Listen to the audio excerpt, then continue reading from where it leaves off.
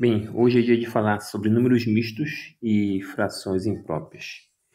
Bem, o que é um número misto e o que é uma fração imprópria? Então, posso te dizer, resumidamente, que o número misto é aquele número que vai apresentar uma parte inteira e uma parte fracionária.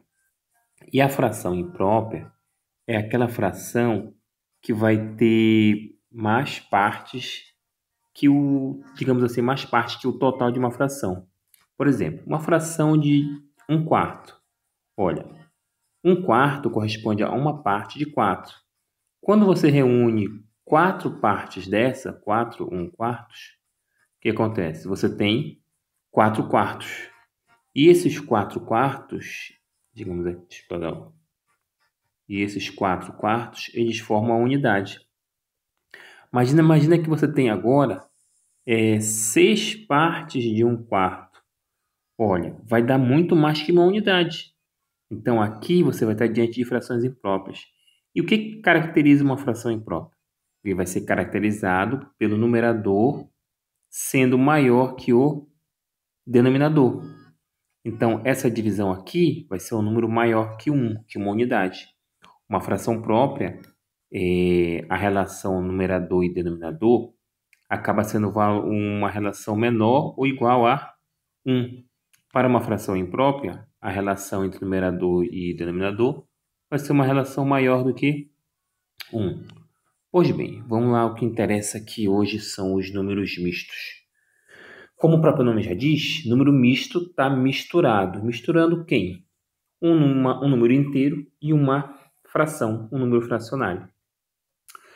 Bem, o livro aqui nos dá um exemplo aqui da Dona Mariana, que ao medir o comprimento do caderno, como não tinha régua, ela utilizou como parâmetro aqui um palito de fósforo. Então, ao utilizar esse palito de fósforo, ela percebeu que foram necessários 4 palitos inteiros e metade de um palito, como diz aqui o exemplo, como diz no assunto. Mariana mediu o comprimento de seu caderno usando o palito de fósforo como uma unidade de medida. Para registrar essa medida, Mariana usou um número misto, 4 palitos mais meio palito, ou seja, 4 meio palitos de fósforo. Nessa relação entre a parte inteira e a parte fracionária, a gente lê 4 inteiros e 1 meio. Pois bem, o comprimento do caderno é de 4 palitos mais meio palito. Na figura ao lado, vemos 2 retângulos idênticos.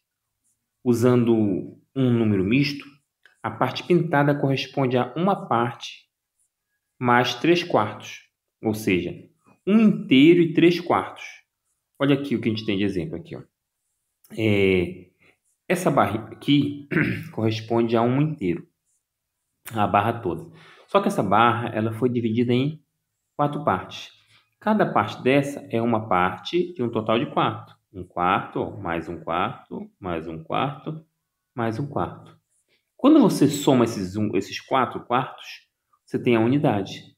Só que o total aqui ainda tem mais 1/4, mais 1/4 e mais 1/4. Ou seja, tem 3/4 a mais, além daqueles quartos necessários para formar a unidade, que é o total.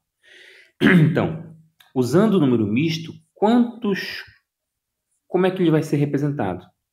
A parte pintada ela corresponde a 1 inteiro e 3/4. No entanto, lembrando que 1 ele corresponde a 4/4. Sendo assim, registrar a parte pintada como 7/4 seria uma outra alternativa. Então, como é que se chega nesse 1 e 1/4? Vou te mostrar aqui de forma bem simples. Olha, somando todos os 1/4 são 7/4. Que na realidade, como 7 ele é maior do que 4, e eu vou tirar toda a parte inteira. Quando é que eu tiro a parte inteira? Quando eu tenho 4/4. Então, eu vou representar o 7 como sendo 4 mais 3 sobre 4. Olha, eu só mexi lá no numerador. Dessa relação, eu vou desmembrar em 2 frações. 4/4 mais 3/4. Olha, aqui eu tenho um inteiro. E isso vai me dar 1 mais 3/4. E o número misto, ele vai esconder quem? Vai esconder o sinal de adição. Esse aqui, ó. Esse sinal de adição, ele some. Então, você vai representar o seu número misto simplesmente sendo 1 e a fração 1/3/4. Essa aqui é a representação. Então, ao observar um número misto, você sabe que bem aqui tem um sinal de adição que foi suprimido. Então, frações como 7/4, em que o numerador é maior ou igual ao denominador, são chamadas de frações impróprias, uma vez que, diferentemente da ideia original de fração, elas não representam uma parte do inteiro. Portanto, um número misto pode ser escrito como uma fração imprópria. Então, número misto e fração imprópria são termos que estão relacionados, são formas distintas de representar a mesma fração, certo? Então, você pode ter a fração representada como um número misto ou como uma fração imprópria. Lembrando que no número misto você vai separar a parte inteira da parte fracionária.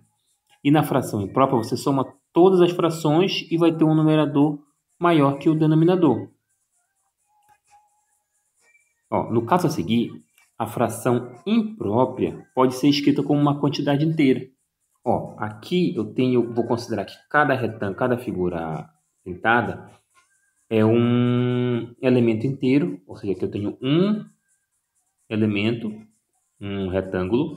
Esse retângulo foi dividido em 3 partes, então cada parte corresponde a um terço. Um terço e um terço. Novamente um terço e um terço. Um terço e outro terço. Mais um terço, mais um terço, mais um terço. Observa aqui, o total de partes foram 12. 12 partes de 1/3, ou seja, é 12 vezes 1/3. E aqui você vai ter 12 vezes 1, 12 terços. Só que 12 terços é uma fração que você pode dividir e encontrar um resultado exato. 12 terços vai dar o quê? 12 dividido por 3, 4. Ou seja, dá um número inteiro. Só que nem toda fração imprópria vai te dar um resultado inteiro. Em alguns casos, sim. Então, a fração imprópria é aquela que vai ter um numerador maior que o denominador e, em alguns casos, vai ser possível você efetuar a divisão e encontrar um número inteiro como resultado. Em outros casos, não. Certo? Então, essa aqui foi a nossa aulinha sobre número misto e fração imprópria. Na aula seguinte, a gente continua com umas atividades para fixar o conteúdo. Positivo? Então, se você gostou, dê uma curtida e vamos seguir firme na aprendizagem.